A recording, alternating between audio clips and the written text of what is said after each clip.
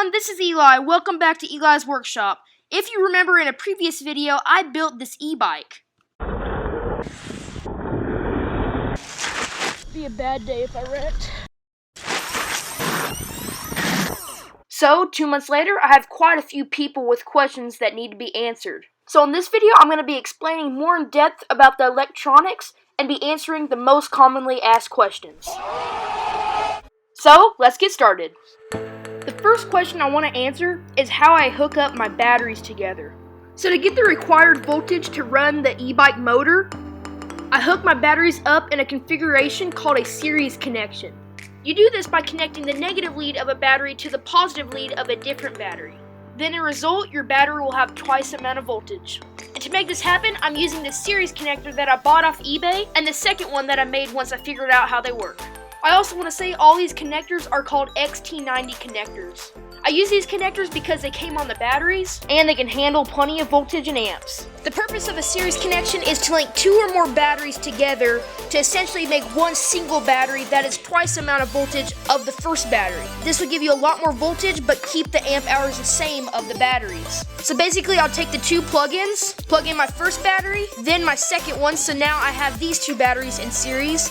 Then I'll take my second series connector, I will plug it into the last battery, and plug these two batteries into this last single battery. So now all three of these batteries are linked into this one single plug-in. And if you do the math, 25.8 volts times 3 batteries gives you 77.4 volts that I can run right into my ESC with plugging in another connector onto the single one.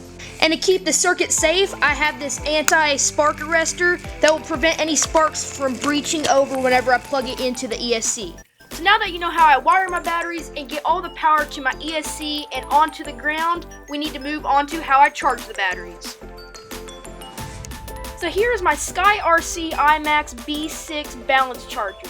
This charger can charge a variety of batteries and batteries up to 6 cells. To charge my giant batteries, I first plug in the main power outlet of my battery to the charger, then plug in my balance charging wires into the balance port onto the charger.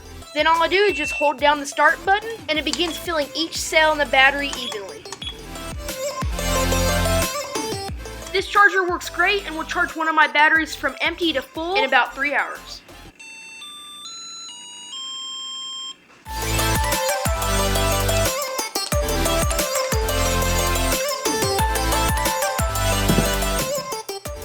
Okay everyone, so now that the electronics are covered, I just want to go over a few more questions that were left in the comments of the previous video.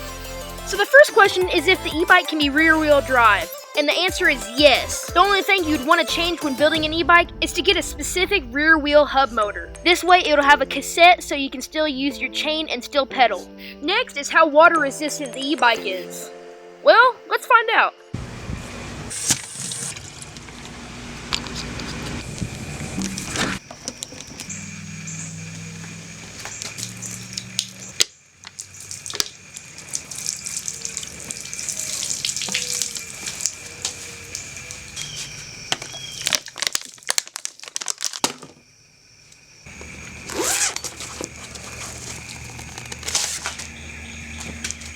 So there you have it, the e-bike is water resistant. I wouldn't say it's waterproof, but I definitely would say it's good for a light rain or some puddles. If you look closely, the hub motor does have silicone O-rings to prevent water from getting inside. As for the battery bag, it seems pretty water resistant also.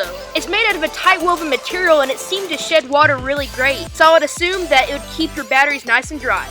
So finally, not including a bike, this build cost about $552 to make, and in my opinion was totally worth it. Okay everyone, so I really hope you enjoyed this short video. This was mainly just to help out people that are trying to build an e-bike or are just thinking about it. I really hope you learned something out of this video, and as always, I'll catch you on the next one.